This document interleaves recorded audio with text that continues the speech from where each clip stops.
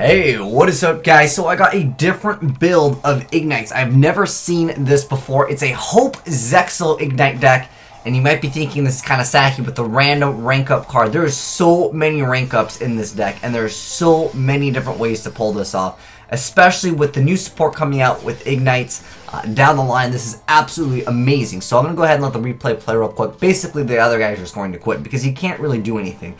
And I never thought of making this heroic champion Kusanagi over here, because this is really what makes the deck from, you know, okay, mediocre, great play, to basically you win turn one if you go ahead and pull off this combo. But anyways, let's go and break down the field right now. I guess I can go show the replay once again real quick so I can kind of break it down for you guys. If you guys don't understand how Igknights work, you basically understand them right now.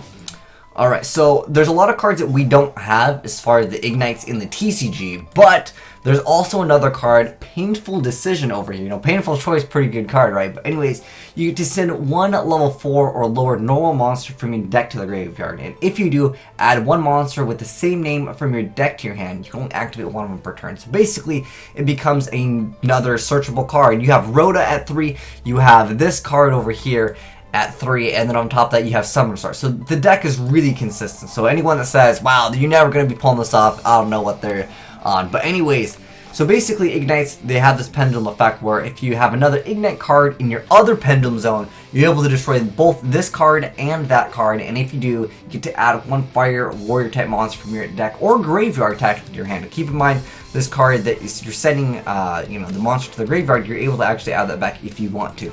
But he's going to go ahead and actually pendulum right now, and this is what separates the deck from being like mediocre to good. So he's able to actually add another Ignite, and through that he's able to get that extra normal summon. So that way he's able to get 5 monsters on board. Of course, you can go for heroic champion number 86. There's a lot of different other things you can pull off, but this is what makes it so your opponent really can't do anything. So you're going to go ahead and first off go into the heroic champion Kusanagi. This is once per turn during either player's turn. When a trap card is activated, you can attach one material from this card and negate the activation. If you do, destroy it, then this card gains 500 attack. 500 attack's pretty much irrelevant. It's just so you can actually negate a spell and trap. I'm sorry, just the trap card.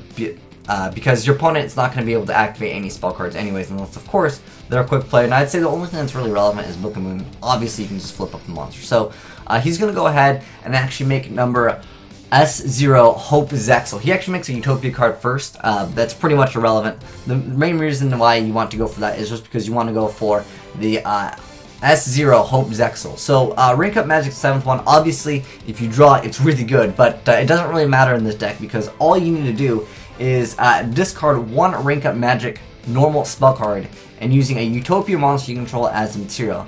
Materials attached to that also be attached to this. The main effect this card does is that this card's X-Blaze summon cannot be negated, so you pretty much are safe on that, and your opponent cannot activate cards and effects. And this card gains 1,000 attack and defense for each material attached to it. Once per turn during your opponent's turn, you can attach one material from this card. Your opponent cannot activate cards or effects for the rest of the turn.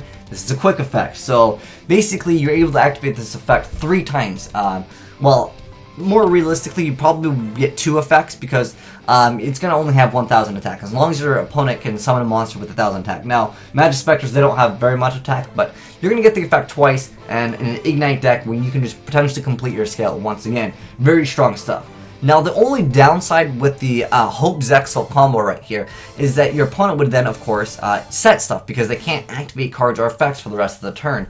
So from there, obviously, you can understand the problem that the deck would originally have is your opponent would just set traps and then you'd lose from there. But over here, Kusanagi is going to be able to negate the traps. Like I said, Book of Moon probably is the only relevant quick play that I think a lot of decks will actually play. But you can say his opponent is just going to go ahead and not be able to do anything. So you can see it has 2,000 attack. Now, he can't get over it this turn because remember, he can't activate any cards or effects. That is really, really strong in the game.